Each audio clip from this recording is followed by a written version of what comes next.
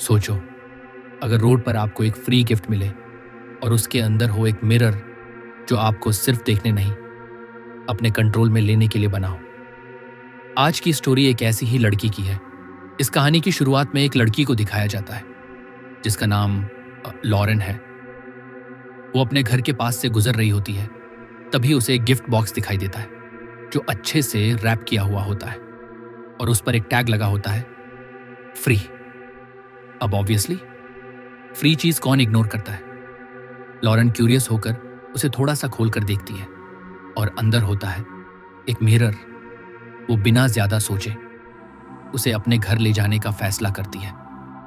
थोड़ी देर बाद हमें उसका घर दिखाया जाता है जहां वो उस मिरर को अपने बेडरूम में रख देती है।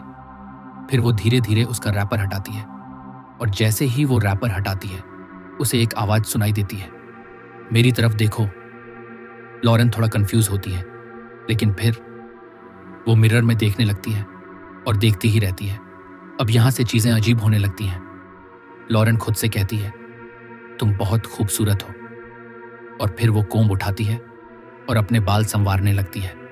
लेकिन प्रॉब्लम यह है, उसकी नजर मिरर से हट ही नहीं रही, जैसे कोई उसे कंट्रोल कर रहा हो, जैसे वो पूरी तरह हाइपनाइज हो चुकी हो। तभी उसके फोन पर कॉल आता है, लेकिन लॉरेन कोई रिएक्शन नहीं देती। कॉल कट जाता है, फिर दोबारा कॉल आता है, फिर भी कोई रिएक्शन नहीं। फिर मैसेज आता है, लेकिन लॉरेन बस मिरर में ही देखती रहती है। इसी तरह पूरा दिन निकल जाता है और धीरे धीरे शाम हो जाती है। थोड़ी देर बाद लॉरेन की माँ उसके बेडरूम में आती है। वो कहती है, तुम मेरे कॉल्स का जवाब क्यों नहीं दे रही? लेकिन लॉरेन बिल्कुल चुप बैठी होती है, ना हिलती है ना जवाब देती है। माँ को कुछ गड़बड़ लगती है तो वो बेड पर पड़ी एक शॉल उठाती है और मिरर के ऊपर डाल देती है। जैसे ही मिरर ढकता है, लॉरेन एकदम नॉर्मल हो जाती है। वो पूछती है, माँ आप यहां क्या कर रही हो? उसकी माँ कहती है, मैं तुम्हें कॉल कर रही थी, तुम फोन क्यों नहीं उठा रही थी? लॉरेन हैरान हो जाती है, कौन सा कॉल? मुझे तो कुछ पता ही नहीं।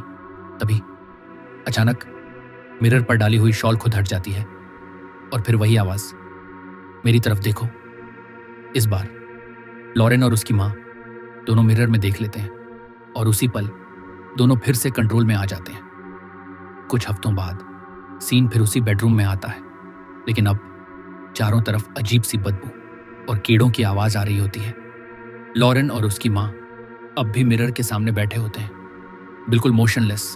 और तब पता चलता है वो दोनों अब मर चुके हैं और ये मिरर सिर्फ रिफ्लेक्शन नहीं दिखाता, ये अपने शिकार को खत्म कर देता है।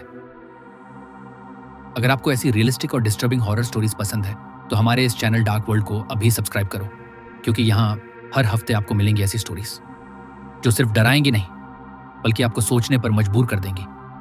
और हाँ, इस स्टोरी की ओरिजिनल शॉर्ट फिल्म का लिंक डिस्क्रिप्शन में है, आप चाहें तो जाकर उसे पूरा देख सकते हो। जल्दी ही मिलते हैं अगले वीडियो में, जहां हो सकता है अगली कहानी आपके आसपास की ही हो। डार्क वर्ल्ड में आपका स्वागत फिर से करूंगा।